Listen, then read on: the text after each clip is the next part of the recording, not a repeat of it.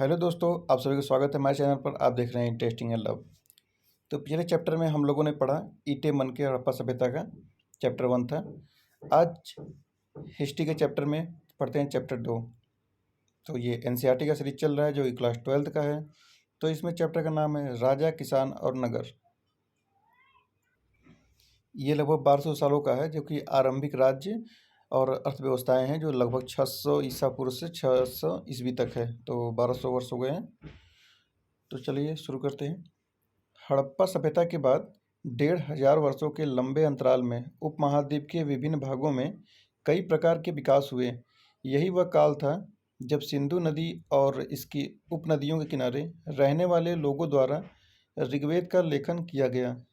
उत्तर भारत, दक्कन पठार क्षेत्र और कर्नाटक जैसे उपमहाद्वीप के कई क्षेत्रों में कृषक बस्तियां अस्तित्व में आई थीं। साथ ही दक्कन और दक्षिण भारत में और दक्कन और दक्षिण भारत के क्षेत्रों में चरवाहा बस्तियों के प्रमाण भी मिलते हैं। ईसा पूर्व पहली सहस्त्राब्दी के दौरान मध्य और दक्षिण भारत में शवों के अंतिम संस्कार के नए तरीके भी सामने आए, जिनमें महापाषाण के नाम से ख्यात पत्थरों के बड़े बड़े ढांचे मिले हैं। कई स्थानों पर पाया गया है कि शवों के साथ विभिन्न प्रकार के लोहे से बने उपकरण और हथियारों को भी दफनाया गया था। ईसा पूर्व 6ठी शताब्दी से नए परिवर्तनों के प्रमाण मिलते हैं। शायद इनमें सबसे ज़्यादा मुखर आरंभिक राज्यों, साम्राज्यों और रजवाड़ों का विकास है। इन राजनीतिक प्रक्रियाओं के पीछे कुछ अन्य परिवर्तन थे। इनका पता कृषि उपज को संगठित करने के तरीके से चलता है।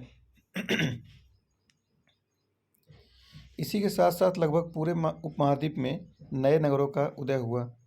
इतिहासकार इस प्रकार के विकास का आकलन करने के लिए अभिलेखों, ग्रंथों, सिक्कों तथा चित्रों जैसे विभिन्न प्रकार के स्रोतों का अध्ययन करते हैं। जैसा कि हम आगे पढ़ेंगे, यह एक जटिल प्रक्रिया है और आपको यह भी आभास होगा कि इन स्रोतों से विकास की पूरी कहानी नहीं मिल सक पाती। तो यहाँ शुरू होता है पॉइंट 1, प्रिंसिप और प्रियदर्शी। भारतीय अभिलेख विज्ञान में एक उल्लेखनीय प्रगति 1830 के दशक में हुई, जब ईस्ट इंडिया कंपनी के एक अधिकारी जेम्स प्रिंसेप ने ब्राह्मी और खरोष्टी लिपियों का अर्थ निकाला। इन लिपियों का उपयोग सबसे आरंभिक अभिलेखों और सिक्कों में किया गया है। प्रिंसेप को पता चला कि अधिकांश अभिलेखों और सिक्कों पर प्रियदर्शी यानी मनोहर मुखाकृति वाले राजा का नाम लिखा है। कुछ अभिलेखों पर राजा का नाम अशोक भी लिखा है। बौद्ध ग्रंथों के अनुसार अशोक सर्वाधिक प्रसिद्ध शासकों में से एक था। इस शोध से आरंभिक भारत के राजनीतिक इतिहास के अध्ययन को नई दिशा मिली, क्योंकि भारतीय और यूरोपीय विद्वानों ने उपमहाद्वीप पर शासन करने वाले प्रमुख राजवंशों की वंशावलियों की पुनर्रचना के लिए विभिन्न भाषाओं में लिखे अभिलेखों और ग्रंथों का उपयोग किया। परिणाम स्वरूप 20वीं सदी के आरंभिक दशकों तक उपमहाद्वीप के राजनीतिक इतिहास का एक सामान्य चित्र तैयार हो गया। उसके बाद विद्वानों ने अपना ध्यान राजनीतिक इतिहास के संदर्भ की ओर लगाया और यह छानबीन करने की कोशिश की कि क्या राजनीतिक परिवर्तनों और आर्थिक तथा सामाजिक विकासों के बीच कोई संबंध था। शीघ्र ही यह आभास हो गया कि इनमें संबंध तो थे, लेकिन संभवतः सीधे संबंध हमेशा नहीं थे। यहाँ पर अभिलेख दिया है। तो अभिलेख उन्हें कहते हैं जो पत्थर, धातु या मिट्टी के बर्तन जैसी कठोर सतह पर खुदे होते हैं। अभिलेखों में उन लोगों की उपलब्धियाँ, क्रियाकलाप या विचार लिखे जाते हैं जो उन्हें बनवाते हैं। इनमें राजाओं के क्रियाकलाप तथा महिलाओं और पुरुषों द्वारा धार्मिक संस्थाओं को दिए गए दान का ब्यौरा होता है।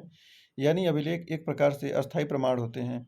कई अभिलेखों में इनके निर्माण की तिथि भी खुदी होती है।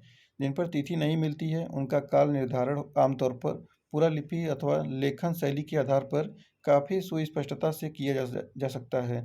उदाहरण के लिए लगभग 250 ईसा पूर्व में अक्षर अ इस प्रकार से लिखा जाता है, जैसे यहाँ पे उल्टा के है, लिखा जाता था, और 500 ईस्वी में यह ऐसे हो गया था। इस प्रकार लिखा जाता था। प्राचीनतम अभिलेख प्राकृत भाषाओं में लिखे जाते थे। प्राकृत उन भाषाओं को कहा जाता था जो जनसामान्य की भाषाएं होती थी। इस अध्याय में अजातशत्रु और अशोक जैसे शासकों के नाम प्राकृत में भाषा में लिखे गए हैं, क्योंकि यह नाम प्राकृत अभिलेखों से प्राप्त हुए हैं। आपको यहाँ तमिल, पाली और संस्कृत जैसी भाषाओं के शब्द भी मिलेंगे, क्योंकि इन भाषाओं में भी अभिलेख मिलते हैं। यह संभव है कि लोग अन्य भाषाएं भी बोलते थे, लेकिन इनका उपयोग लेखन कार्य में नहीं किया जाता था। तो अब देखते हैं प्रारंभिक राज्य। तो इसमें पहला पॉइंट है 16 जनपद। आरंभिक भारतीय इतिहास में 6ठी शताब्दी ईसा पूर्व को एक महत्वपूर्ण परिवर्तनकारी काल माना जाता है। इस काल को प्रायः आरंभिक राज्यों, नगरों, लोहे के बढ़ते प्रयोग और सिक्कों के विकास के साथ जोड़ा जाता है। इसी काल में बौद्ध तथा जैन सहित विभिन्न दार्शनिक विचारधाराओं का विकास हुआ। बौद्ध और जैन धर्म अध्याय 4 के आरंभिक ग्रंथों में महाजनपद नाम से 16 राज्यों का उल्लेख मिलता है। यद्यपि महाजनपदों के नाम की सूची इन ग्रंथों के एक समान नहीं है, लेकिन बज्जी, मगध, कोसल, कुरु, पंचाल, गंधार और अवंती जैसे नाम प्रायः मिलते हैं। इससे यह स्पष्ट है कि उक्त महाजनपद सबसे महत्वपूर्ण महाजनपदों में गिने जाते होंगे। अधिकांश महाजनपदों पर राजा का शासन होता था, लेकिन गढ़ और संघ के नाम से प्रसिद्ध राज्यों में कई लोगों का समूह शासन करता था। इस समूह का प्रत्येक व्यक्ति राजा कहलाता था। भगवान महावीर और भगवान बुद्ध अध्याय 4 इन्हीं गढ़ों से संबंधित थे। बज्जी संघ की ही भांति कुछ राज्यों में भूमि सहित अनेक आर्थिक स्रोतों पर राजागढ़ सामूहिक नियंत्रण रखते थे। यद्यपि स्रोतों के अभाव में इन राज्यों के इतिहास पूरी तरह लिखे नहीं जा सकते, लेकिन ऐसे कई राज्य लगभग 1000 साल तक बने रहे। प्रत्येक महाजनपद की एक राजधानी होती थी, जिसे प्रायः किले से घेरा जाता था। किलेबंदी, राजधानियों के रखरखाव और प्रारंभिक सेनाओं और नौकरशाही के लिए भारी आर्थिक स्रोत की आवश्यकता होती थी। लगभग 6ठी शताब्दी ईसा पूर्व से संस्कृत में ब्राह्मणों ने धर्मशास्त्र नामक ग्रंथों की रचना शुरू की। इनमें शासक सहित अन्य के लिए नियमों का निर्धारण किया गया और यह अपेक्षा की जाती थी कि शासक क्षत्रिय वर्ण से ही होंगे। अध्याय 3 में देखिए, शासकों का काम किसानों, व्यापारियों और शिल्पकारों से कर तथा भेंट वसूलना माना जाता था। क्या वनवासियों और चरवाहों से भी कर रूप में कुछ लिया जाता था? तो हमें इतना तो ज्ञात है कि संपत्ति जुटाने का एक वैध उपाय पड़ोसी राज्यों पर आक्रमण करके धन इकट्ठा करना भी माना जाता था। धीरे धीरे कुछ राज्यों ने अपनी अस्थायी सेनाओं और नौकरशाही तंत्र तैयार कर लिए। बाकी राज्य अब भी सहायक सेना पर निर्भर थे, जिन्हें प्रायः कृषक वर्ग से नियुक्त किया जाता था। तो अब 16 जनपद दिए गए थे, उसमें पहला है मगध। तो चलिए मगध के बारे में जानते हैं। 6ठी से 4वीं शताब्दी ईसा पूर्व में मगध यानी बिहार में सबसे शक्तिशाली महाजनपद बन गया। आधुनिक इतिहासकार इसके कई कारण बताते हैं। एक यह कि मगध क्षेत्र में खेती की उपज खास तौर पर अच्छी होती थी।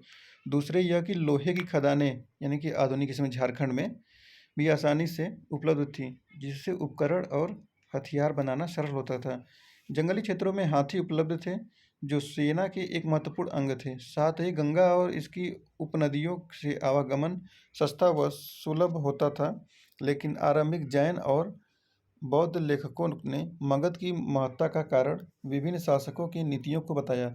इन लेखकों के अनुसार बिंबिसार, अजातशत्रु और महापद्मनंद जैसे प्रसिद्ध राजा अत्यंत महत्वाकांक्षी शासक थे और इनके मंत्री उनकी नीतियां लागू करते थे। प्रारंभ में राजगाह आधुनिक बिहार के राजगिरी का प्रकृत नाम मगध की राजधानी थी। यह रोचक बात है कि इस शब्द का अर्थ राजाओं का घर। पहाड़ियों के बीच बसा राजगाह एक किलेबंद शहर था। बाद में 4वीं शताब्दी ईसा पूर्व में पाटलिपुत्र को राजधानी बनाया गया, जिसे अब पटना कहा जाता है, जिसकी गंगा के रास्ते आवागमन के मार्ग पर महत्वपूर्ण अवस्थिति थी। तो देखिए ये है राजगीर की कुछ दीवारें हैं। देखिए यहाँ पे दीवारें शो हो रहे हैं।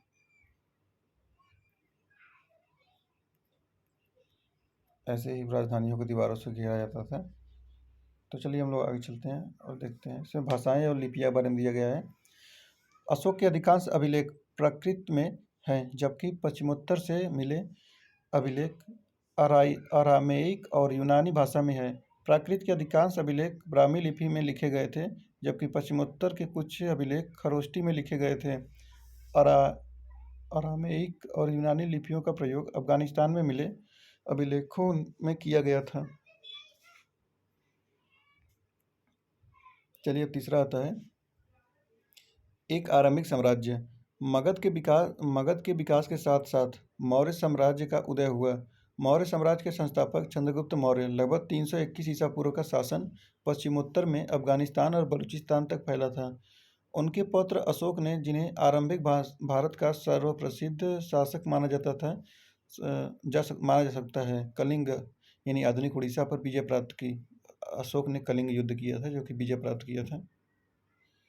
इसमें पहला पॉइंट है मौर्य वंश के बारे में जानकारी प्राप्त करना। मौर्य साम्राज्य के इतिहास की रचना के लिए इतिहासकारों ने विभिन्न प्रकार के स्रोतों का उपयोग किया है। इनमें पुरातात्विक प्रमाण भी शामिल हैं। विशेषतः मूर्तिकला, मौर्यकालीन इतिहास के पुनर्निर्माण हेतु समकालीन रचनाएं भी मूल्यवान सिद्ध हुई हैं। जैसे चंद्रगुप्त मौर्य के दरबार में आए यूनानी राजदूत मेगास्थनीज द्वारा लिखा गया विवरण आज इसके कुछ अंश ही उपलब्ध हैं। एक और स्रोत जिसका उपयोग प्रायः किया जाता है वह है अर्थशास्त्र। संभवतः इसके कुछ भागों की रचना कौटिल्य या चाणक्य ने की थी, जो चंद्रगुप्त के मंत्री थे। साथ ही मौर्य शासकों का उल्लेख परवर्ती जैन, बौद्ध और पौराणिक ग्रंथों तथा संस्कृत वाङ्मय में भी मिलता है। यद्यपि उक्त साक्ष्य बड़े उपयोगी हैं, लेकिन पत्थरों और स्तंभों पर मिले अशोक के अभिलेख प्रायः सबसे मूल्यवान स्रोत माने जाते हैं। अशोक वह पहला सम्राट था जिसने अपने अधिकारियों और प्रजा के लिए संदेश प्राकृतिक पत्थरों और पॉलिश किए हुए स्तंभों पर लिखवाए थे। अशोक ने अपने अभिलेखों के माध्यम से धम्म का प्रचार किया।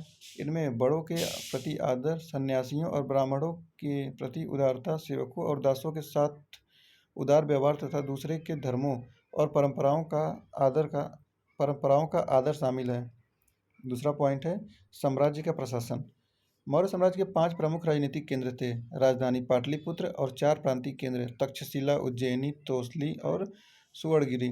इन सब का उल्लेख अशोक के अभिलेखों में किया गया है। यदि हम इन अभिलेखों का परीक्षण करें तो पता चलता है कि आधुनिक पाकिस्तान के पश्चिमोत्तर सीमांत प्रांत से लेकर आंध्र प्रदेश और उड़ीसा और उत्तराखंड तक हर स्थान पर एक जैसे संदेश उत्कीर्ण किए गए थे। क्या इतने विशाल साम्राज्य की प्रशासनिक व्यवस्था समान ही रही होगी? इतिहासकार अब निष्कर्ष पर पहुंचे हैं कि ऐसा संभव नहीं था। साम्राज्य में शामिल क्षेत्र बड़े विविध और भिन्न भिन्न प्रकार के थे। कहाँ अफगानिस्तान के पहाड़ी क्षेत्र और कहाँ उड़ीसा के तटवर्ती क्षेत्र। यह संभव है कि सबसे प्रबल प्रशासनिक नियंत्रण साम्राज्य की राजधानी तथा उसके आसपास के प्रांतीय केंद्रों पर रहा हो। इन केंद्रों का चयन बड़े ध्यान से किया गया। तक्षशिला और उज्जैनी दोनों लंबी दूरी वाले महत्वपूर्ण व्यापार मार्ग पर स्थित थे, जबकि सुवर्णगिरी अर्थात सोने के पहाड़ कर्नाटक में सोने की खदान के लिए उपयोगी था। साम्राज्य के संचालन के लिए भूमि और नदियों दोनों मार्गों से आवागमन बना रहना अत्यंत आवश्यक था। राजधानी से प्रांतों तक जाने में कई सप्ताह या महीनों का समय लगता होगा। इसका अर्थ यह है कि यात्रियों के लिए खान पान की व्यवस्था और उनकी सुरक्षा भी करनी पड़ती होगी। यह स्पष्ट प्रतीत होता है कि सेना सुरक्षा का एक प्रमुख माध्यम ही रही होगी। मेगास्थनीज ने सैनिक गतिविधियों के संचालन के लिए एक समिति और 6 उप समितियों का उल्लेख किया है। इनमें से एक का काम नौसेना का संचालन करना था, तो दूसरी यातायात और खान पान का संचालन करती थी। तीसरी का काम पैदल सैनिकों का संचालन, चौथी का अश्वरोहियों, पांचवी का रथारोहियों तथा छठी का काम हाथियों का संचालन करना था। दूसरी उपसमिति का दायित्व विभिन्न प्रकार का था: उपकरणों के ढोने के लिए बैलगाड़ियों की व्यवस्था, सैनिकों के लिए भोजन और जानवरों के लिए चारे की व्यवस्था करना तथा सैनिकों की देखभाल के लिए सेवकों और शिल्पकारों की नियुक्ति करना। अशोक ने अपने साम्राज्य को अखंड बनाए रखने का प्रयास किया। ऐसा उन्होंने धम्म के प्रचार द्वारा भी किया। जैसा कि हमने अभी ऊपर पढ़ा, धम्म के सिद्धांत बहुत ही साधारण और सार्वभौमिक थे। अशोक के अनुसार धम्म के माध्यम से लोगों का जीवन इस संसार में और इसके बाद के संसार में अच्छा रहेगा। धम्म के प्रचार के लिए धम्म महामत नाम से विशेष अधिकारियों की नियुक्ति की गई। इसमें तीसरा पॉइंट आता है, मौर्य साम्राज्य कितना महत्वपूर्ण था। 19वीं सदी में जब इतिहासकारों ने भारत के आरंभिक इतिहास की रचना करनी शुरू की, तो मौर्य साम्राज्य को इतिहास का एक प्रमुख काल माना गया। इस समय भारत ब्रिटिश साम्राज्य के अधीन एक औपनिवेशिक देश था। 19वीं और आरंभिक 20वीं सदी के भारतीय इतिहासकारों को प्राचीन भारत में एक ऐसे साम्राज्य की संभावना बहुत चुनौतीपूर्ण तथा उत्साहवर्धक लगी। साथ ही प्रस्तर मूर्तियों सहित मौर्यकालीन सभी पुरातत्व एक अद्भुत कला के प्रमाण थे, जो साम्राज्य की पहचान माने जाते हैं। इतिहासकारों को लगा कि अभिलेखों पर लिखे संदेश अन्य शासकों के अभिलेखों से भिन्न हैं। इसमें उन्हें यह लगा कि अन्य राजाओं की अपेक्षा अशोक एक बहुत शक्तिशाली और परिश्रमी शासक थे। साथ ही वे बाद के उन राजाओं की अपेक्षा विनीत भी थे, जो अपने नाम के साथ बड़ी बड़ी उपाधियां जोड़ते थे। इसलिए इसमें कोई आश्चर्यजनक बात नहीं थी कि 20वीं सदी के राष्ट्रवादी नेताओं ने भी अशोक को प्रेरणा का स्रोत माना। फिर भी मौर्य साम्राज्य कितना महत्वपूर्ण था। यह साम्राज्य मात्र 150 साल तक ही चल पाया, जिसे उपमहाद्वीप के इस लंबे इतिहास में बहुत बड़ा काल नहीं माना जा सकता। इसके अतिरिक्त यदि आप मानचित्र 2 को देखें तो पता चलेगा कि मौर्य साम्राज्य उपमहाद्वीप के सभी क्षेत्रों में नहीं फैल पाया था। यहाँ तक कि साम्राज्य की सीमा के अंतर्गत भी नियंत्रण एक समान नहीं था। दूसरी शताब्दी ईसा पूर्व आते आते उपमहाद्वीप के कई भागों में नए नए शासक और रजवाड़े स्थापित होने लगे। यही मानचित्र 2 है। देखिए अशोक का अभिलेखों के वितरण है। जैसे कि देखिए यहाँ पर जो त्रिभुज बना है रेड कलर से, ये है महाशिलालेख। देखिए यहाँ पे सन्नती है, सोपारा है, गिरनार गुजरात में। यहाँ पे जौगढ़ और शिशुपालगढ़ ये आंध्र प्रदेश में। और देखिए कलसी जो है कि ये उत्तराखंड में है। उत्तराखंड, हाँ उत्तराखंड ही होगा। मानसेरा और शाहबाजगढ़ी तक्षशिला यह पाकिस्तान पे है। कंदहार यहाँ अफगानिस्तान में होगा। और ऐसे ही यहाँ पर लघु शिलालेख है जो कि चौकोर में है। तो देखिए यहाँ पे तो तमिलनाडु कर्नाटक में तो कुछ ज़्यादा ही है। सिद्धूर, ब्रह्मगिरी, नित्तूर, राजूलमडगिरी, उदय गुलाम, मास्की, गावी मठ, पालकीगुंडू, जतिंग, रामेश्वरम और भी होगा आगे। और यहाँ पे उत्तर प्रदेश में है बहपुर, बैराट, भाभू, ये राजस्थान में है। और ये जो सर्कल बना हुआ है, तो सर्कल से क्या है, ये स्तंभ अभिलेख है। स्तंभ अभिलेख जैसे सांची में है, अरौरा है, सहसराम, कौशाम्बी, सारनाथ और गुज्जर, निगाली सागर, रुमनी देई, रामपुरवा, लौरिया, नंदनगढ़, लौरिया, अरराज, टोपरा, मेरठ, ये सब जगहों पर है। तो ऐसे ये चित्र 2 में ऐसे दिया गया है। तो चलिए आगे बढ़ते हैं। तो यहाँ पर चौथा आता है राजधर्म के नवीन सिद्धांत। तो इसमें पहला पॉइंट दिया गया है, दक्षिण के राजा और सरदार। तो उपमहाद्वीप के दक्कन और उससे दक्षिण के क्षेत्र में स्थित तमिलकम अर्थात तमिलनाडु एवं आंध्र प्रदेश और केरल के कुछ हिस्से में चोल और चेर और पांड्य जैसी सरदारियों का उदय हुआ। ये राज्य बहुत ही समृद्ध और अस्थायी सिद्ध हुए। हमें इन राज्यों के बारे में विभिन्न प्रकार के स्रोतों से जानकारी मिलती है। उदाहरण के तौर पर प्राचीन तमिल संगम ग्रंथों में ऐसी कविताएं हैं जो सरदारों का विवरण देती है कि उन्होंने अपने स्रोतों का संकलन और वितरण किस प्रकार से किया। कई सरदार और राजा लंबी दूरी के व्यापार द्वारा राजस्व जुटाते थे। इनमें मध्य और पश्चिम भारत के क्षेत्रों पर शासन करने वाले सातवाहन लगभग द्वितीय शताब्दी ईसा पूर्व में द्वितीय शताब्दी ईस्वी तक और उपमहाद्वीप के पश्चिमोत्तर और पश्चिम में शासन करने वाले मध्य एशियाई मूल के शक शासक शामिल थे। उनके सामाजिक उद्गम के बारे में अधिक जानकारी तो नहीं है, लेकिन जैसा कि हम सातवाहन शासकों के बारे में अध्याय 3 में पढ़ेंगे कि एक बार सत्ता में आने के बाद उन्होंने ऊंचे सामाजिक अस्तित्व का दावा कई प्रकार से किया। आगे बढ़ने से पहले इसको देख लेते हैं सरदार और सरदारी क्या है। सरदार एक शक्तिशाली व्यक्ति होता है जिसका पद वंशानुगत भी हो सकता है और नहीं भी। सरदार एक शक्तिशाली व्यक्ति होता है जिसका पद वंशानुगत हो भी सकता है और नहीं भी। उसके समर्थक उसके खानदान के लोग होते हैं। सरदार के कार्यों में विशेष अनुष्ठान का संचालन, युद्ध के समय नेतृत्व करना और विवादों को सुलझाने में मध्यस्थता की भूमिका निभाना शामिल है। वह अपने अधीन लोगों से भेंट लेता है, जबकि राजा का कर वसूली करते हैं और अपने समर्थकों में उस भेंट का विवरण करता है। सरदारी में सामान्यतः कोई अस्थायी सेना या अधिकारी नहीं होते हैं। अब दिया है चौथा का दूसरा पॉइंट, दैविक राजा। राजाओं के लिए उच्च स्थिति प्राप्त करने का एक साधन विभिन्न देवी देवताओं के साथ जुड़ना था। मध्य एशिया से लेकर पश्चिमोत्तर भारत तक शासन करने वाले कुषाण शासकों ने लगभग प्रथम शताब्दी ईसा पूर्व से प्रथम शताब्दी ईस्वी तक इस उपाय का सबसे अच्छा उदाहरण प्रस्तुत किया। कुषाण इतिहास की रचना अभिलेखों और साहित्य परंपरा के माध्यम से की गई है। जिस प्रकार के राजधर्म को कुषाण शासकों ने प्रस्तुत करने की इच्छा की, उसका सर्वोत्तम प्रमाण उनके सिक्कों और मूर्तियों से प्राप्त होता है। उत्तर प्रदेश में मथुरा के पास माट के एक देव स्थान पर कुषाण शासकों की विशालकाय मूर्तियां लगाई गई थी। अफगानिस्तान के एक देव स्थान पर भी इसी प्रकार की मूर्तियां मिली हैं। कुछ इतिहासकारों का मानना है कि इन मूर्तियों के जरिए कुषाण स्वयं को देवतुल्य प्रस्तुत करना चाहते थे।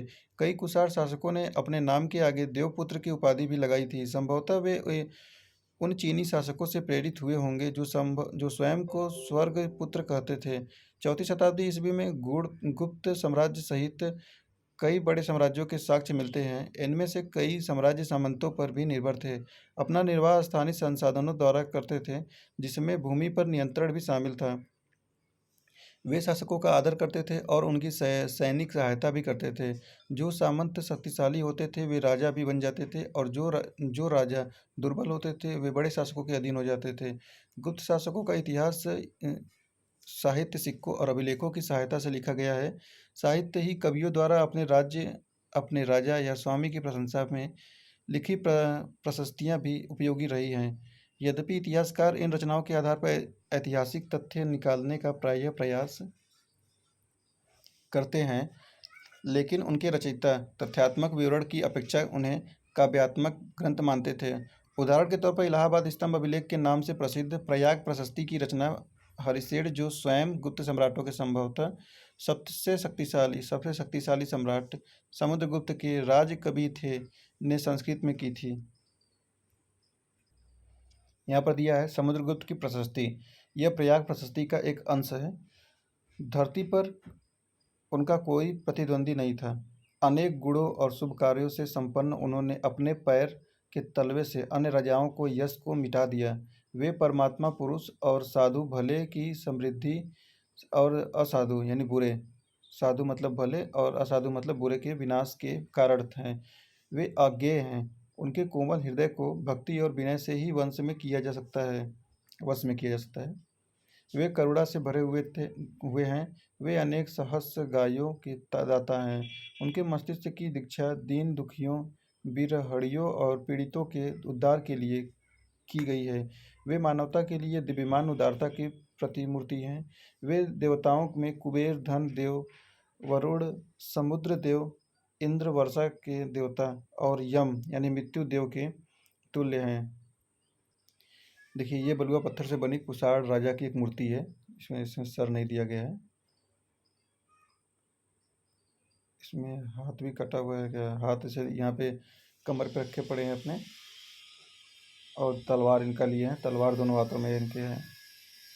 देखिए, जूता पैसे पहने हुए हैं और यहाँ तक एकदम नीचे तक उनका कुर्ता रहता था। अब आता है पांचवा, बदलता हुआ देहात। तो इसमें पहला पॉइंट है जनता में राजा की छवि। राजाओं के बारे में प्रजा का क्या सोचती थी? स्वाभाविक है कि अभिलेखों से सभी जवाब नहीं मिलते हैं। वस्तुतः साधारण जनता द्वारा राजाओं के बारे में अपने विचारों और अनुभव के विवरण कम ही छोड़े गए हैं। फिर भी इतिहासकारों ने इसका निराकरण करने का प्रयास किया है। उदाहरण के तौर पर जातक और पंचतंत्र जैसे ग्रंथों में वर्णित कथाओं की समीक्षा करके इतिहासकारों ने पता लगाया है कि इनमें से अनेक कथाओं के स्रोत मौखिक किस्से कहानियाँ हैं। जिन्हें बाद में लिपिबद्ध किया गया होगा। जातक कथाएं पहली सहस्राब्दी ईस्वी के मध्य पाली भाषा में लिखी गई। गंधतिंदु जातक नामक एक कहानी में बताया गया है कि एक कुटिल राजा की प्रजा किस प्रकार से दुखी रहती है। इन लोगों में वृद्ध महिलाएं, पुरुष किसान, पशुपालक, ग्रामीण बालक और यहाँ तक कि जानवर भी शामिल हैं। जब राजा अपनी पहचान बदलकर प्रजा के बीच में यह पता लगाने गया कि लोग उसके बारे में क्या सोचते हैं, तो एक एक कर सबने अपने दुखों के लिए राजा को भला बुरा कहा। उनकी शिकायत है कि रात में डकैत उन पर हमला करते हैं, तो दिन में कर इकट्ठा करने वाले अधिकारी। ऐसी परिस्थिति से बचने के लिए लोग अपने अपने गांव छोड़कर जंगल में बस गए। जैसा कि इस कथा से पता चलता है कि राजा और प्रजा, विशेषकर ग्रामीण प्रजा के बीच संबंध तनावपूर्ण रहते थे, क्योंकि शासक अपने राजकोष को भरने के लिए बड़े बड़े कर की मांग करते थे, जिससे किसान खास तौर पर त्रस्त रहते थे।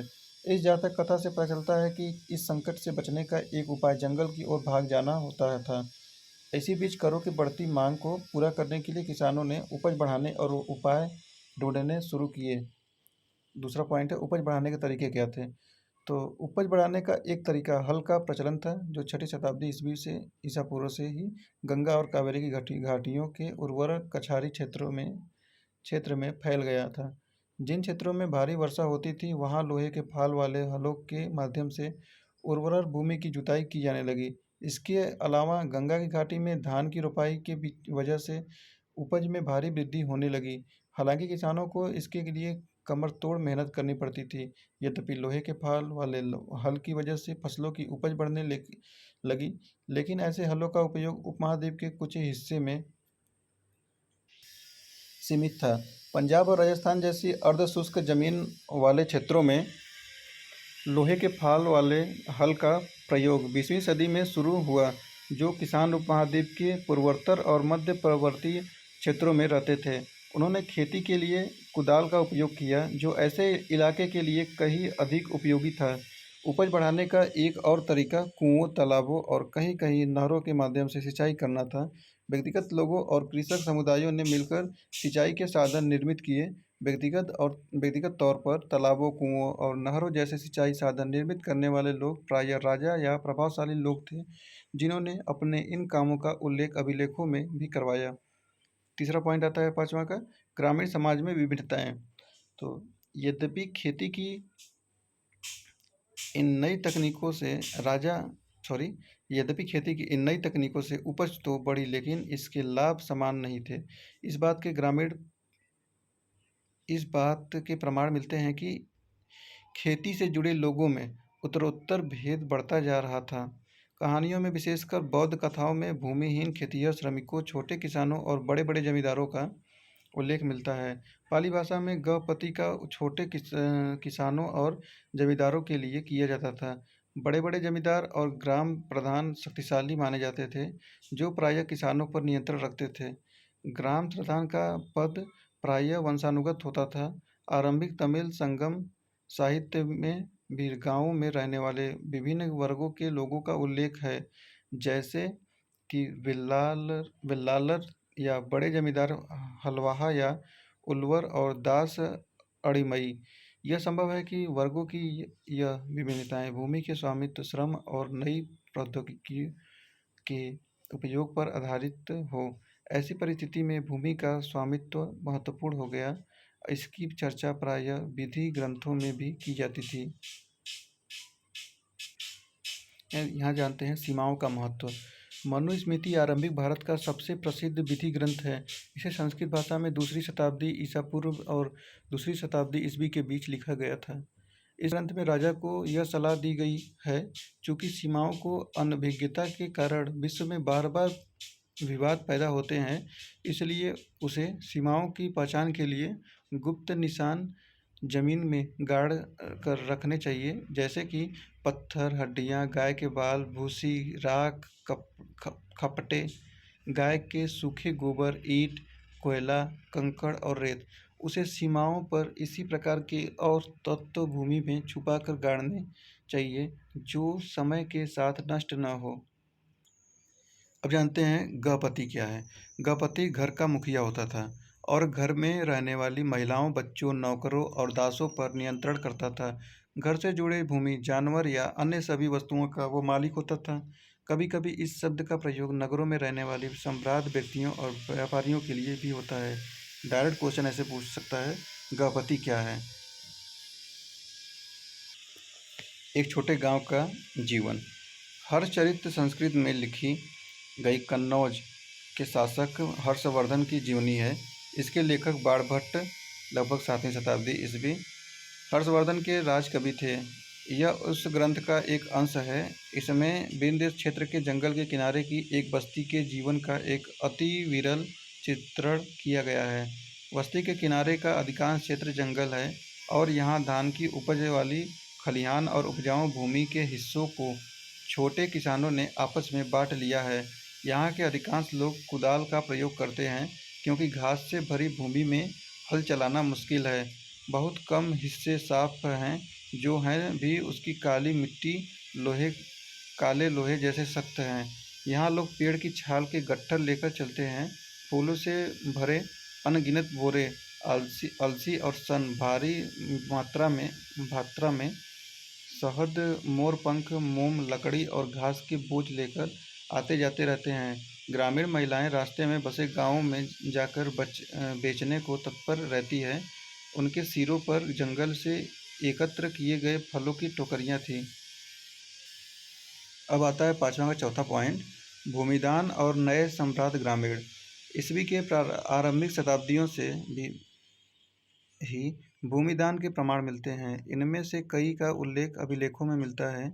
इनमें से कुछ अभिलेख पत्थरों पर लिखे गए थे, लेकिन अधिकांश ताम्र पत्रों पर खुदे होते थे, जिन्हें संभवतः उन लोगों को प्रमाण रूप में दिया जाता था जो भूमिदान लेते थे। भूमिदान के जो प्रमाण मिले हैं वे साधारण तौर पर धार्मिक संस्थाओं या ब्राह्मणों को दिए गए थे। अधिकांश अभिलेख संस्कृत में थे। विशेषकर 7वीं शताब्दी के बाद के अभिलेखों के कुछ अंश संस्कृत में और कुछ तमिल और तेलुगु जैसे स्थानीय भाषाओं में है। आइए एक ऐसे अभिलेख पर ध्यान से विचार करें। प्रभावती गुप्त आरंभिक भारत के एक सबसे महत्वपूर्ण शासक चंद्रगुप्त द्वितीय, यानी लगभग 375 से 415, लगभग 25 और 15 40 साल, चंद्रगुप्त द्वितीय की पुत्री थी। उसका विवाह दक्कन पठार के वाकाटक परिवार में हुआ था, जो एक महत्वपूर्ण शासक वंश था। संस्कृत धर्मशास्त्रों के अनुसार महिलाओं को भूमि जैसी संपत्ति पर स्वतंत्र अधिकार नहीं था, लेकिन एक अभिलेख से पता चलता है कि प्रभावती भूमि की स्वामी थी और उसने दान भी किया था। इसका एक कारण यह हो सकता है कि क्योंकि वह एक रानी, यानी आरंभिक भारतीय इतिहास की ज्ञात कुछ रानियों में से वह एक रानी थी और इसलिए उनका यह उदाहरण एक बिरला ही हो रहा हो। यह भी संभव है कि धर्मशास्त्रों को हर स्थान पर समान रूप से लागू नहीं किया जाता हो। अभिलेख से हमें ग्रामीण प्रजा का भी पता चलता है। इनमें ब्राह्मण, किसान तथा अन्य प्रकार के वर्ग शामिल थे, जो शासकों या उनके प्रतिनिधियों को कई प्रकार की वस्तुएं प्रदान करते थे। अभिलेख के अनुसार इन लोगों को गांव के नए प्रधान की आज्ञाओं का पालन करना पड़ता था और संभवतः अपने भुगतान उसे भी देने पड़ते थे। इस प्रकार भूमिदान अभिलेख देश के कई हिस्सों में प्राप्त हुए हैं। क्षेत्रों में दान में दी गई भूमि की माप में अंतर है। कहीं कहीं छोटे छोटे टुकड़े तो कहीं कहीं बड़े बड़े क्षेत्र दान में दिए गए हैं। साथ ही भूमिदान में दान प्राप्त करने वाले लोगों के अधिकारों में क्षेत्रीय परिवर्तन मिलते हैं। इतिहासकार में भूमिदान का प्रभाव एक गर्म विवाद का विषय बना हुआ है। कुछ इतिहासकारों का मानना है कि भूमिदान शासक वंश द्वारा किसी को नए क्षेत्रों में प्रोत्साहित करने की एक रणनीति थी, जबकि कुछ का कहना है कि भूमिदान से दुर्बल होते राजनीतिक प्रभुत्व का संकेत मिलता है। अर्थात राजा का शासन सामंतों पर दुर्बल होने लगा तो उन्होंने भूमिदान के माध्यम से अपने समर्थक जुटाने प्रारंभ कर दिए। उनका यह भी मानना है कि राजा स्वयं को उत्कृष्ट स्तर के मानव के रूप में प्रदर्शित करना चाहते थे, जैसा कि हमने पिछले अंश में देखा है। उनका नियंत्रण ढीला होता जा रहा था, इसलिए वे अपनी शक्ति का आडंबर प्रस्तुत करना चाहते थे। प्रभावती गुप्त और दंगुन गांव। तो प्रभावती गुप्त ने अपने अभिलेख में यह कहा है, प्रभावती ग्राम कुटुम्बिनों यानी गांव के गृहस्थ और कृषकों, ब्राह्मणों और दंगुन गांव के अन्य वासियों को आदेश देती हैं। आपको ज्ञात हो कि तार्किक शुक्ल पक्ष की द्वादशी तिथि को धार्मिक पुण्य प्राप्ति के लिए इस ग्राम को जल अर्पण के साथ आचार्य चनाल स्वामी को दान किया गया है। आपको इनके सभी आदेशों का पालन करना चाहिए। एक अग्रहार के लिए उपयुक्त निम्नलिखित रियायतों का निर्देश भी देती हूँ। इस गांव में पुलिस या सैनिक प्रवेश नहीं करेंगे। दौरे पर आने वाले शासकीय अधिकारियों को यह गांव घास देने और आसन में प्रयुक्त होने वाले जानवरों की खाल और कोयला देने के दायित्व से मुक्त है। साथ ही वे मदिरा खरीदने और नमक हेतु खुदाई करने के राजसी अधिकार को कार्यान्वित किए जाने से मुक्त है। इस गांव को खनिज पदार्थ और खदीर वृक्ष के उत्पाद देने से भी छूट है। फूल और दूध देने से भी छूट है। इस गांव का दान इसके भीतर संपत्ति और बड़े छोटे बड़े सभी करों सहित किया गया है। और इस राज्य देश के 13वें राज्य वर्ष में लिखा गया है और इसे चक्र दास ने उत्कीर्ण किया है। देखिए यहाँ बताना है कि इस गांव में कौन कौन सी वस्तुएं पैदा की जाती थी। ऊपर जो हम लोग पढ़ा है वो। अब आता है छठवां पॉइंट, नगर एवं व्यापार। तो इसमें पहला पॉइंट है, आइए उन नगरों की बात करें जिनका विकास लगभग 6ठी शताब्दी ईसा पूर्व में उपमहाद्वीप के विभिन्न क्षेत्रों में हुआ। जैसा कि हमने पढ़ा है, इनमें से अधिकांश नगर महाजनपदों की राजधानियाँ थे।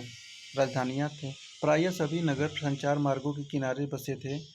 पाटलिपुत्र जैसे कुछ नगर नदी मार्ग के किनारे बसे थे। उज्जैनी जैसे अन्य नगर भूतल मार्गों के किनारे थे। इसके अलावा पुहार जैसे नगर समुद्र तट पर थे, जहाँ से समुद्री मार्ग प्रारंभ हुए। मथुरा जैसे अनेक शहर व्यावसायिक, सांस्कृतिक और राजनीतिक गतिविधियों के जीवंत केंद्र थे। दूसरा पॉइंट है नगरीय जनसंख्या। तो सम्राट वर्ग और शिल्पकार। हमने पढ़ा है कि शासक वर्ग और राजा किले बंद नगरों में रहते थे। यद्यपि इनमें से अधिकांश स्थलों पर व्यापक रूप से खुदाई करना संभव नहीं है, क्योंकि आज भी इन क्षेत्रों में लोग रहते हैं। हड़प्पा शहरों से भिन्न, लेकिन फिर भी यहाँ से विभिन्न प्रकार के पुरावशेष प्राप्त हुए हैं। इनमें उत्कृष्ट श्रेणी की मिट्टी के कटोरे और थालियाँ मिली हैं, जिन पर चमकदार कलई चढ़े हैं। इन्हें उत्तरी कृष्ण मर्जित पात्र कहा जाता है। संभवतः इनका उपयोग अमीर लोग किया करते होंगे। साथ ही सोने, चांदी, कांस्य, तांबे, हाथी दांत, शीशे जैसे तरह तरह के पदार्थों के बने गहने, उपकरण, हथियार, बर्तन, सीप और पक्की मिट्टी मिली है। 2वीं शताब्दी ईसा पूर्व आते आते हमें कई नगरों में छोटे धनात्मक अभिलेख प्राप्त होते हैं। इनमें दाता के नाम के साथ साथ प्रायः उसके व्यवसाय का भी उल्लेख होता है। इनमें नगरों में रहने वाले धोबी, बुनकर, लिपिकर, बढ़ाई, कुम्हार, स्वर्णकार, लौहकार, अधिकारी, धार्मिक गुरु, व्यापारी और राजाओं के बारे में विवरण लिखे होते हैं। कभी कभी उत्पादकों और व्यापारियों के संघ का भी उल्लेख मिलता है, जिन्हें श्रेणी कहा गया है। ये श्रेणियां संभवतः पहले कच्चे माल को खरीदती थी, फिर उनसे सामान तैयार कर बाजार में बेच देती थी। यह संभव है कि शिल्पकारों ने नगर में रहने वाले सम्भ्रांत लोगों की बढ़ती मांग को पूरा करने के लिए कई प्रकार के लौह उपकरणों का प्रयोग किया हो। अब तीसरा पॉइंट इसमें है उपमहाद्वीप और उसके बाहर का व्यापार। 6ठी शताब्दी ईसा पूर्व से ही उपमहाद्वीप में नदी मार्गों और भूमार्गों का मानव जाल बिछ गया था और कई दिशाओं में फैल गया था। मध्य एशिया और उससे भी आगे तक भूमार्ग थे। समुद्र तट पर बने कई बंदरगाहों से जलमार्ग अरब सागर से होते हुए उत्तरी अफ्रीका, पश्चिम एशिया तक फैल गया और बंगाल की खाड़ी से यह मार्ग चीन और दक्षिण पूर्व एशिया तक फैल गया था। शासकों ने प्रायः इन मार्गों पर नियंत्रण करने की कोशिश की और संभवतः वे इन मार्गों पर व्यापारियों की सुरक्षा के बदले उनसे धन लेते थे। इन मार्गों पर चलने वाले व्यापारियों में पैदल फेरी लगाने वाले व्यापारी तथा बैलगाड़ी और घोड़े खच्चरों जैसे जानवरों के दल के साथ चलने वाले व्यापारी होते थे। साथ ही समुद्री मार्ग से भी लोग यात्रा करते थे, जो खतरनाक तो थी लेकिन बहुत लाभदायक भी होती थी। तमिल भाषा में मत्स्यथुवन और प्रकृति में सत्तवाह और सेट्टी के नाम से प्रसिद्ध सफल व्यापारी बड़े धनी हो जाते थे। नमक, अनाज, कपड़ा, धातु और उससे निर्मित उत्पाद, पत्थर, लकड़ी, जड़ी-बूटी जैसे अनेक प्रकार के सामान एक स्थान से दूसरे स्थान तक पहुँचाए जाते थे। रोमन साम्राज्य में काली मिर्च जैसे मसालों तथा कपड़ों व जड़ी-बूटियों की भारी माँग थी। इन सभी वस्तुओं का लंबे समय अरब सागर के रास्ते भूमध्य क्षेत्र तक पहुँचाया जाता था। अब चौथा पॉइंट आता है सिक्के और राजा। व्यापार के लिए सिक्के के प्रचलन से विनिमय कुछ हद तक आसान हो गया था। चांदी और तांबे के आहत सिक्के सबसे पहले ढाले गए और प्रयोग में आए। ये छठी शताब्दी ईसा पूर्व में हुआ। पूरे उपमहाद्वीप में खुदाई के दौरान इस प्रकार के सिक्के मिले हैं। मुद्रा शास्त्रियों ने इनका और अन्य सिक्कों का अध्ययन करके उनके वाणिज्यिक प्रयोग के संभावित क्षेत्रों का पता लगाया है। आहत सिक्के पर बने प्रतीकों को उन विशेष मौर्य वंश जैसे राजवंशों के प्रतीकों से मिलाकर पहचान करने की कोशिश की गई तो पता चला कि इन सिक्कों को राजाओं ने जारी किया था। यह भी संभव है कि व्यापारियों, धनपतियों और नागरिकों की ने इन प्रकार के कुछ सिक्के जारी किए हों। शासकों की प्रतिमा और नाम के साथ सबसे पहले सिक्के हिंद यूनानी शासकों ने जारी किए थे, जिन्होंने द्वितीय शताब्दी ईसा पूर्व में उपमहाद्वीप के उत्तर पश्चिमी क्षेत्र पर नियंत्रण स्थापित किया था। हालांकि सोने के सिक्के बड़े पैमाने पर प्रथम शताब्दी ईस्वी में कुषाण राजाओं ने जारी किए थे। इनके आकार और वजन तत्कालीन रोमन सम्राटों तथा ईरान के पार्थियन शासकों द्वारा जारी सिक्के के बिल्कुल समान थे। उत्तर और मध्य भारत के कई पुरास्थलों पर ऐसे सिक्के मिले हैं। सोने के सिक्कों के व्यापक प्रयोग से संकेत मिलता है कि बहुमूल्य वस्तुओं और भारी मात्रा में वस्तुओं का विनिमय किया जाता था। इसके अलावा दक्षिण भारत के अनेक पुरास्थलों से बड़ी संख्या में रोमन सिक्के मिले हैं, जिनसे यह स्पष्ट है कि व्यापारिक तंत्र राजनीतिक सीमाओं से बंधा नहीं था, क्योंकि दक्षिण भारत रोमन साम्राज्य के अंतर्गत न होते हुए भी व्यापारिक दृष्टि से रोमन साम्राज्य से संबंधित था। पंजाब और हरियाणा जैसे क्षेत्रों के यौधेय प्रथम शताब्दी ईस्वी कबायली गणराज्यों ने भी सिक्के जारी किए थे। पुराविदों को यौधेय शासकों द्वारा जारी तांबे के सिक्के हजारों की संख्या में मिले हैं, जिनसे यौधेयों की व्यापार में रुचि और सहभागिता परिलक्षित होती है।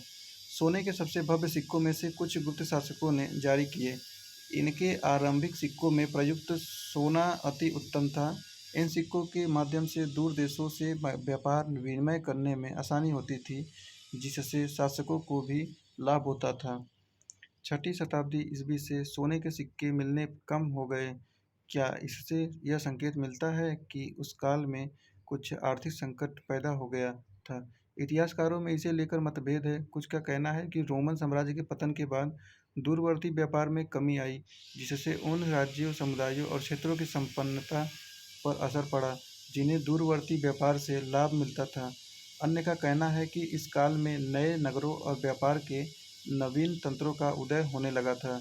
उनका यह भी कहना है कि यद्यपि इस काल के सोने के सिक्कों का मिलना तो कम हो गया, लेकिन अभिलेखों और ग्रंथों में सिक्के का उल्लेख होता रहा है।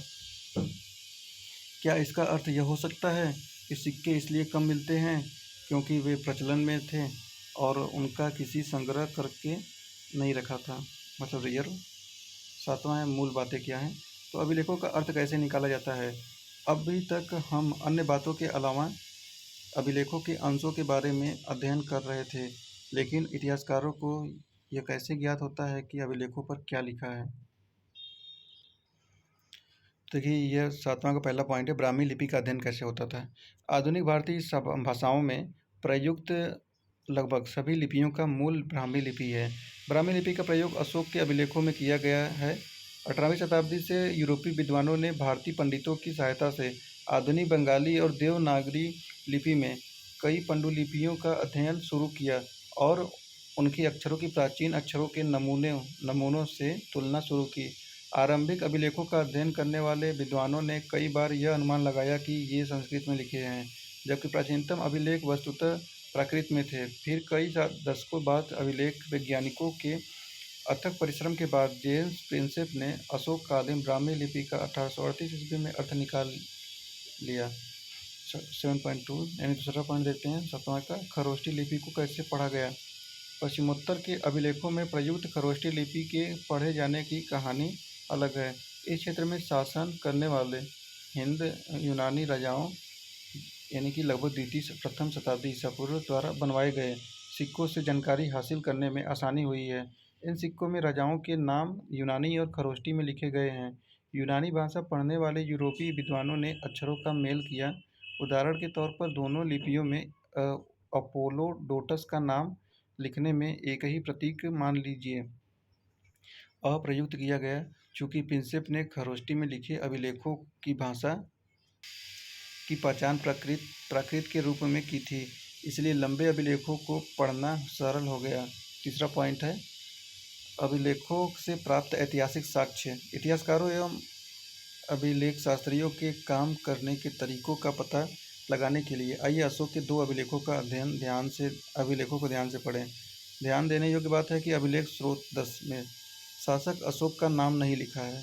उसमें अशोक द्वारा अपनाई गई उपाधियों का प्रयोग किया गया है, जैसे कि देवानंदपीय यानी देवप्रिय अर्थात देवाओं का प्रिय और प्रियदर्शी यानी देखने में सुंदर। अशोक का नाम अन्य अभिलेखों में मिलता है जिसमें उनकी उपाधियां भी लिखी हैं। इन अभिलेखों का परीक्षण करने के बाद अभिलेख शास्त्रियों ने पता लगाया कि उनके विषय शैली, भाषा और पुरालिपि विज्ञान सबसे समानता है। अतः वे इस निष्कर्ष पर पहुँचे कि इन अभिलेखों को एक ही शासक ने बनवाया था। आपने यह भी देखा होगा कि अशोक ने अपने अभिलेखों में कहा है कि उनसे पहले के शासकों ने रिपोर्ट एकत्र करने की व्यवस्था नहीं की थी। यदि अशोक से पहले के उपमहाद्वीप इतिहास पर विचार करें तो क्या आपको लगता है कि अशोक का यह वक्तव्य सही है? इतिहासकारों को बार-बार अभिलेखों में लिखे कथनों का परीक्षण करना पड़ता है ताकि यह पता चल सके कि जो उनमें लिखा है वह सत्य है, संभव है या फिर अतिशयोक्तिपूर्ण है। क्या आपने ध्यान दिया कि कुछ शब्द ब्रैकेट में लिखे गए थे? तो अभिलेख शास्त्री प्रायः वाक्यों के अर्थ स्पष्ट करने के लिए ऐसा करते हैं।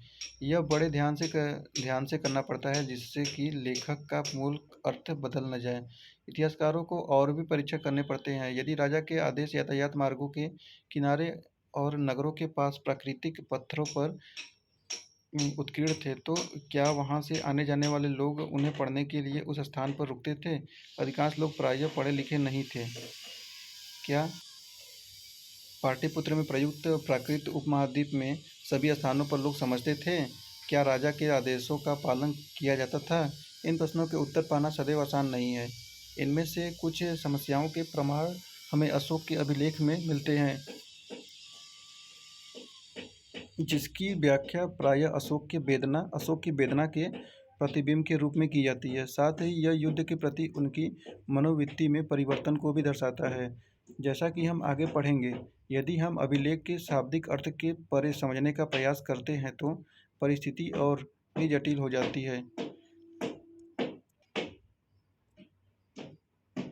यद्यपि अशोक के अभिलेख आधुनिक उड़ीसा से प्राप्त हुए हैं, लेकिन उनकी वेदना को परिलक्षित करने वाला अभिलेख वहाँ नहीं मिला है। अर्थात यह अभिलेख उस क्षेत्र में नहीं उपलब्ध है जिस पर विजय प्राप्त की गई थी। इसका हम क्या अर्थ लगाएं? क्या राजा की नवविजय वेदना उस क्षेत्र के लिए उतनी दर्दनाक थी कि राजा इस मुद्दे पर कुछ कह न सका? चलिए अब इस चैप्टर का आखिरी पॉइंट देखते हैं, 8वां, अभिलेख साक्ष्य की सीमा। अब आपको यह पता चल गया होगा कि अभिलेखों से प्राप्त जानकारी की भी सीमा होती है। कभी कभी इसकी तकनीकी सीमा होती है। अक्षरों को हल्के ढंग से उत्कीर्ण किया जाता है जिन्हें पढ़ पाना मुश्किल होता है। साथ ही अभिलेख नष्ट भी हो सकते हैं जिनसे अक्षर लुप्त हो जाते हैं। इसके अलावा अभिलेखों के शब्दों के वास्तविक अर्थ के बारे में पूर्ण रूप से ज्ञान हो पाना सदैव सरल नहीं होता, क्योंकि कुछ अर्थ किसी विशेष स्थान या समय से संबंधित होते हैं। यदि आप अभिलेख के शोध पत्रों को पढ़ें, इसमें से कुछ का उल्लेख काल रेखा 2 में किया गया है, तो आप पाएंगे कि विद्वान इनके पढ़ने की वैकल्पिक विधियों पर चर्चा करते रहते हैं। यद्यपि कई हजार अभिलेख प्राप्त हुए हैं, लेकिन सभी के अर्थ नहीं निकाले जा सके हैं या प्रकाशित किए गए हैं या उनके अनुवाद किए गए हैं। इनके अतिरिक्त और अनेक अभिलेख रहे होंगे जो कालांतर में सुरक्षित नहीं बचे हैं, इसलिए वे इसलिए जो अभिलेख अभी उपलब्ध हैं वह संभवतः कुल अभिलेखों के अंश मात्र हैं।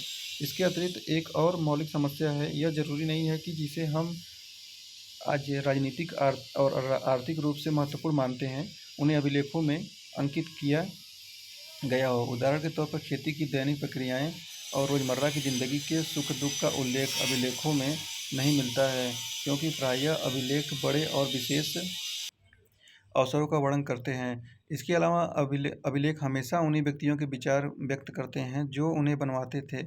इसलिए इन अभिलेखों में व्यक्त विचारों की समीक्षा अन्य विचारों की परिप्रेक्ष्य में करनी होगी, ताकि अपन अतीत का बेहतर ज्ञान हो सके। चलिए अब देखते हैं। अर्थात राजनीतिक और आर्थिक इतिहास का पूर्ण ज्ञान मात्र अभिलेख शास्त्र से ही नहीं मिलता है। साथ ही इतिहासकार प्रायः प्राचीन और अर्वाचीन दोनों प्रकार के प्रमाणों पर आशंका व्यक्त करते हैं। 19वीं सदी के आखिरी दशकों में और 20वीं सदी के प्रारंभ में इतिहासकार प्रमुख रूप से राजाओं के इतिहास में रुचि रखते हैं थे। 20वीं सदी के मध्य से आर्थिक परिवर्तन विभिन्न सामाजिक समुदायों के उदय के विषय में महत्वपूर्ण बन गए। हाल के दशकों में ऐसे समुदायों के प्रति इतिहासकारों की रुचि बढ़ी है जो सामाजिक हाशिए पर रहे हैं। इससे सबसे संभवतः प्राचीन स्रोतों पर पुनर्विचार किया जाएगा और विश्लेषण की नई विधियाँ विकसित होंगी। तो चलिए कुछ अब काल रेखा को देख लेते हैं। राजनीतिक और आर्थिक विकास है। तो लगभग 600 से 500 ईसा पूर्व में धान की रोपाई, गंगा घाटी में नगरीकरण, महाजनपद आहत सिक्के। 500 से 400 ईसा पूर्व में मगध के शासकों की सत्ता पर पकड़। 327 से 325 ईसा पूर्व में सिकंदर का आक्रमण। 321 ईसा पूर्व में चंद्रगुप्त मौर्य का राज्यारोहण। 272 से 268 231 ईसा पूर्व में अशोक का शासन और 185 ईसा पूर्व में मौर्य साम्राज्य का अंत हो गया। 200 से 100 ईसा पूर्व में पश्चिमोत्तर में शक शासन, दक्षिण भारत में चोल, चेर, पांड्य, दक्कन में सातवाहन। 100 ईसा पूर्व से 200 ईस्वी तक पश्चिमोत्तर के शक यानी मध्य एशिया के लोग शासक, रोमन व्यापार, सोने के सिक्के। 78 ईस्वी में कनिष्क का राज्यारोहण। 100 से 200 ईस्वी में सातवाहन और शक शासकों द्वारा भूमिदान के अभिलेख प्रमाण। 320 ईस्वी में गुप्त शासन का प्रारंभ। 335 से 375 ईस्वी में समुद्रगुप्त। 375 से 415 में चंद्रगुप्त द्वितीय, दक्कन में वाकाटक।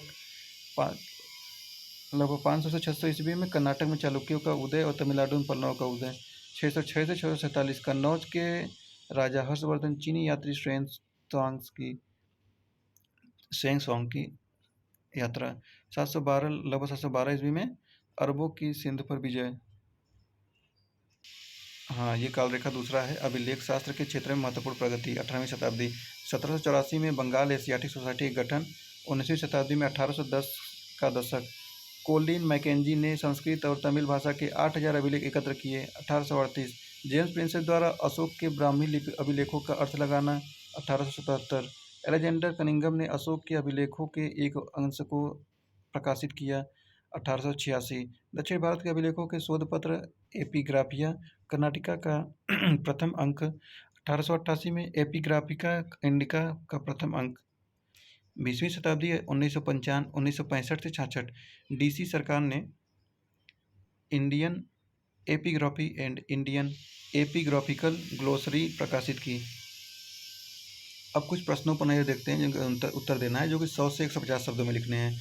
आरंभिक ऐतिहासिक नगरों में शिल्पकला के उत्पादन के प्रमाणों की चर्चा कीजिए। हड़प्पा के नगरों के प्रमाण से ये प्रमाण कितने भिन्न हैं। दूसरा है महाजनपदों के विशिष्ट अभिलक्षणों का वर्णन कीजिए। तीसरा है सामान्य लोगों के जीवन का पुनर्निर्माण इतिहासकार कैसे करते हैं। चौथा है पांड्य सरदार यानी सोस्तीन को दी जाने वाली वस्तुओं की तुलना दंगुन गांव की वस्तुओं से कीजिए। आपको क्या समानताएं और असमानताएं दिखाई देती हैं। अभिलेख शास्त्रियों की कुछ समस्याओं की सूची बनाइए। अब ये कुछ सवाल है जो कि निबंध 500 शब्दों में लिखना है। मौर्य प्रशासन के प्रमुख अभिलक्षणों की चर्चा कीजिए। अशोक के अभिलेखों में इनमें से कौन कौन से तत्वों के प्रमाण मिलते हैं। सातवां है यह 20वीं शताब्दी के एक सुविख्यात अभिलेख शास्त्रियों डीसी सरकार का वक्तव्य है भारतीयों के जीवन संस्कृति और गतिविधियों का ऐसा कोई पक्ष नहीं है जिसका प्रतिबिंब अभिलेखों में नहीं है। चर्चा कीजिए। 8वां है, उत्तर मौर्य काल में विकसित राजस्व के विचारों की चर्चा कीजिए। 9वां है, वर्णित काल में कृषि के तौर तरीकों में किस हद तक परिवर्तन हुए। मानचित्र पर कार्य। तो ये मानचित्र 1 और 2 की तुलना कीजिए और उन महाजनपदों की सूची बनाइए जो मौर्य साम्राज्य में शामिल रहे होंगे। क्या इस क्षेत्र में अशोक के कोई अभिलेख मिले हैं? अब देखिए 11वां क्या है, परियोजना कार्य। 1 महीने के अखबार एकत्रित कीजिए। सरकारी अधिकारियों द्वारा सार्वजनिक कार्यों के बारे में दिए गए वक्तव्यों को हटा काट कर एकत्रित कीजिए। समीक्षा कीजिए कि इन परियोजनाओं के लिए आवश्यक संसाधनों के बारे में खबरों में क्या लिखा है। संसाधनों को किस प्रकार एकत्र किया जाता है और परियोजनाओं का उद्देश्य क्या है। इन वक्तव्यों को कौन जारी करता है और उन्हें क्यों और कैसे प्रसारित किया जाता है। इस अध्याय में चर्चित अभिलेखों के साक्ष्यों से इनकी तुलना कीजिए। आप इनमें क्या समानताएं असमानताएं पाते हैं। फिर नेक्स्ट है, आज अप्रचलित 5 विभिन्न नोटों और सिक्कों को इकट्ठा कीजिए। इनके दोनों ओर आप जो देखते हैं उनका वर्णन कीजिए। इन पर बने चित्रों, लिपियों और भाषाओं, माप, आकार तथा या अन्य समानताओं जैसे और अन्य समानताओं असमानताओं के बारे में एक रिपोर्ट तैयार कीजिए। इस अध्याय में दर्शी सिक्कों में प्रयुक्त सामग्रियों, तकनीकों, प्रतीकों, इनके महत्व और सिक्कों के प्रभावित कार्य की चर्चा करते हुए तुलना कीजिए। तो इस तरह से ये चैप्टर समाप्त होता है। तो चलिए पिछले वीडियो में हम लोग हड़प्पा सभ्यता पढ़े थे, तो उसके क्वेश्चन आंसर भी हम लोग किए थे। तो इसके भी क्वेश्चन आंसर हम लोग दूसरे वीडियो में किए जाएंगे। इसके पहले हम लोग जो भी इसमें चित्र दिए गए हैं, इस चैप्टर में जितने भी चित्र, उसको एक बार रिव्यू कर लेते हैं। तो चलिए देखते हैं शुरू से। तो ये देखिए, यहाँ से पहला पहला दिया गया था, एक अभिलेख सांची मध्य प्रदेश लगभग 2वीं शताब्दी में है। देखिए ये है, ऐसे अभिलेख मिले हैं। और फिर दूसरा क्या है, देखिए ये मानचित्र है जो कि राजधानियाँ थी, कंबोज, कंधार, तक्षशिला, यहाँ पे कौशल, काशी, काशी यानी बनारस, वाराणसी का, और श्रावस्ती, मगध, वैशाली, मल्ल, बज्जी, चंपा, अंग, वंग, अवंती, उज्जैनी, चेदी, वत्स, मत्स्य, सूरसेन, मथुरा, सब, अस्मक। और फिर क्या है, देखिए यहाँ पर ये मैंने किला आपको दिखाया था, जो किले के दीवार थे यहाँ पे, दीवारों को। हाँ देखिए ये है अशोक चिन्ह है। देखिए यहाँ पे इसके जो ये शेर है ना, ये चारों तरफ शेर बना हुआ है। नीचे देखिए यहाँ पर अशोक चक्र है, यहाँ पे ऐसे इनका चिन्ह ये है। चलिए नेक्स्ट देखते हैं। हाँ देखिए चित्रकूट था, जो कि इसके बारे में तो हम लोग ऊपर डिटेल किए थे। नेक्स्ट देखते हैं। हाँ ये क्या है, एक कुषाण सिक्का है। अग्रभाग कनिष्क और पृष्ठभाग देवता, यानी आगे का कनिष्क और पीछे का देवता है ये।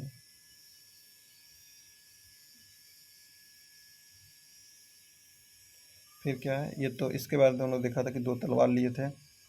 एक तलवार यहाँ पे रखे हैं, एक तलवार नीचे का है। काफ़ी भारी हुआ करता था ये जूते ऐसे पहने हुए हैं।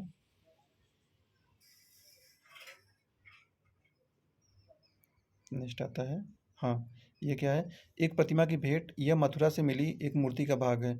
इस पर प्रयुक्त इस प्रकृति में अभिलेख है जिसमें कहा गया है कि एक स्वर्णकार धर्मक की पत्नी नागपिया ने इसे एक धार्मिक स्थल में स्थापित किया था। देखिए यह है, यहाँ पे लोग बैठे थे लेकिन आधा हुआ है, बस कट गया है। नेक्स्ट देखते हैं। यहाँ पे कुछ सिक्के दिए गए हैं, जैसे मुद्रा शास्त्र इसके सिक्कों का अध्ययन इसके साथ ही उन पर पाए जाने वाले चित्र, लिपि आदि तथा उनकी धातुओं का विश्लेषण और जिन संदर्भों में इन सिक्कों को पाया गया है उनका अध्ययन भी मुद्रा शास्त्र के अंतर्गत आता है। देखिए यहाँ पर है, आहत शब्द से स्पष्ट है कि इन सिक्कों पर प्रतीत होता है आहत कर उन्हें बनाया जाता था। देखिए ये सिक्के दिए गए हैं, ये एक यौधेय सिक्का है। और ये देखिए गुप्त सिक्का है। ये देखिए अशोक का अभिलेख है जो कि इस प्रकार से मिला था। इसके अक्षरों को कैसे पढ़ा गया था, देखिए यहाँ पे क को ऐसे पढ़ा था, च को डी की तरह, ढ को ऐसे है, द को द, चार की तरह म था और र ऐसे था। देखिए यहाँ पे हिंदू यूनानी शासक मेनांडर का एक सिक्का है, ऐसे है। कर्नाटक से प्राप्त एक ताम्रपात्र लेख है, लगभग 6ठी शताब्दी का है। देखिए यहाँ पे ऐसे है। तो इसी के साथ हम लोग यह वीडियो समाप्त करते हैं और अब हम लोग नेक्स्ट चैप्टर को ही पढ़ेंगे। उससे पहले हम लोग इसको जो अभी क्वेश्चन आंसर दिया गया है उस क्वेश्चन आंसर को भी सॉल्व करेंगे नेक्स्ट वीडियो में। तो चलिए तब तक के लिए धन्यवाद। आप लोग इसको रिवीजन करिएगा और पढ़िएगा 1-2 बार। Thank you.